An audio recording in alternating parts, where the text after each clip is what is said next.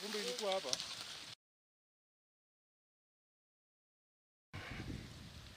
Hawataki block ipimo yote.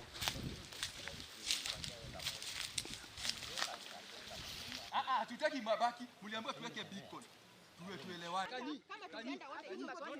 Safari amekuja aliambiwa aweke beacon every position, aweke beacon, hakuweka. Aliruka. Alipopima shamba 1.5 hizo zingine akakataa kuweka beacon.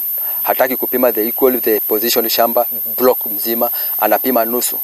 Hakupima block yote vile inatakikana. Mwenye kutuuzia yule aliuzia baba ndio ipimo yote, urefu yote hakupima, amekataa. Kuteremka tena kwa kupima amekataa kila kitu. Alafu amesema ameshamaliza, wameenda. Ningeomba nisaidiwe kwa sababu tumeenda kotini tangia hadi miaka 4, tunaenda mwaka wa 5 na sioni suluhisho yoyote. Wakituma survey hafanyi ile kazi anakuja kuambiwa. Kama mchana wa leo wamekuja eti ni kupima shamba tukiweka beacon. Kuna mahali wameweka beacon kwa hiyo heka 1. Hiyo zingine yangu heka 5, maana mimi nataka heka 5. Sitaki zaidi.